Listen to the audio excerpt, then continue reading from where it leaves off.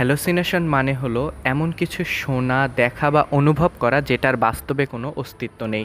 চলুন এই ৫ ধরনের হ্যালোসিনেশন সম্পর্কে আজ পরিচিত হওয়া যাক। প্রথমে অডিটরি বা শ্রবণ হ্যালোসিনেশন, অর্থাৎ এমন কিছু শোনা যেটার বাস্তবে কোনো অস্তিত্ব নেই। যেমন ধরুন কেউ আপনার নাম ধরে ডাকছে, আপনি শুনতে পাচ্ছেন কিন্তু কাউকে দেখতে পাচ্ছেন না, এটা শ্রবণ হ্যালোসিনেশন। তারপরে যেটি সবচেয়ে পরিচিত সেটি হলো ভিজুয়াল বা দৃষ্টি হ্যালোসিনেশন, অর্থাৎ আপনি এমন কিছু দেখছেন যেটার বাস্তবে কোনো অস্তিত্ব নেই। যেমন ধরুন আপনি দূরে দেখতে পাচ্ছেন কোনো একটা ছায়া আপনার দিকে এগিয়ে আসছে, যদিও আপনি জানেন যে তেমন কোনো কিছুই সেখানে নেই। এটি এক ধরনের ভিজুয়াল হ্যালোসিনেশন। এরপর হলো ট্যাকটাইল বা স্পর্শজনিত হ্যালোসিনেশন।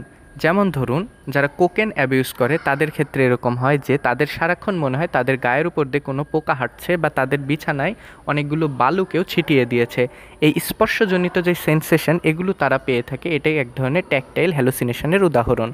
অলফ্যাক্টরি বা গন্ধজনিত হ্যালুসিনেশন মানে হলো এমন কোনো এক কিছুর গন্ধ পাওয়া যেটা আসলে বাস্তবে অস্তিত্ব নেই। অনেকে থাকে না যে আপনাকে বলছে যে কোথাও একটা কিছু পোড়ার গন্ধ পাচ্ছি, এটা এক ধরনের অলফ্যাক্টরি হ্যালুসিনেশনের উদাহরণ। সর্বশেষে গাস্টেটরি বা স্বাদজনিত হ্যালুসিনেশন। কিছু মানুষ থাকে না খাওয়ার পরও তার সারাক্ষণ মনে হয় যে আমার মুখে একটা মিষ্টি মিষ্টি স্বাদ আমি পাচ্ছি, বা তিতা তিতা স্বাদ এক ধরনের আমি পাচ্ছি, এটা এক ধরনের গাস্টেটরি হ্যালুসিনেশনের উদাহরণ। আপনার বা আপনার পরিচিত কারো যদি খুব ঘন ঘন এই ধরনের হ্যালোসিনেশনগুলো অনুভূত হয়, তাহলে বুঝতে হবে যে খুব বড় কোনো ধরনের মানসিক বা স্নায়বিক সমস্যার মধ্য দিয়ে আপনি যাচ্ছেন। সুতরাং যত দ্রুত পারেন কোনো ডাক্তারের শরণাপন্ন হবেন। ধন্যবাদ। আসসালামু আলাইকুম।